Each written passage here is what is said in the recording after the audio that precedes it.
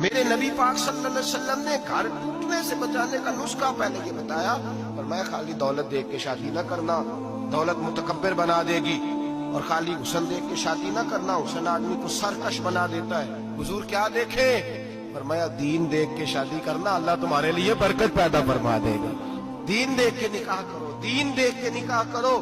محبوبہ یہ دین والا لفظ کس کے لیے ہے؟ فرمایا ادھر آؤ، کائنات میں اگر اللہ نے سب سے شان والی بیٹی دی ہے تو مجھے دی ہے، اور میں اس علی کو دے رہا ہوں جس کا مکان بھی کوئی نہیں، کاروبار بھی کوئی نہیں، جس علی کا بظاہر کوئی بینک بیلنس نہیں، کوئی مربع نہیں، کوئی شے نہیں۔ حضور علی کے پاس کیا ہے؟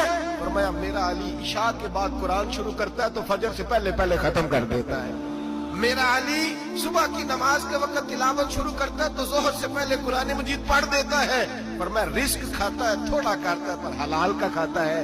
فرمایا پاکیزہ روٹی کھاتا ہے، اور جب میدان میں نکلتا ہے تو برادری کے لیے نہیں نکلتا، جب تلوار لے کے نکلتا ہے تو یہ مکے کے لیے نہیں لڑتا، یہ تلوار لے کے نکلتا ہے تو قومیت کے لیے نہیں لڑتا۔ بابو کس لیے لڑتا ہے؟ فرمایا یا خدا کے لیے لڑتا ہے یا محمد مصطفیٰ کے لیے لڑتا ہے۔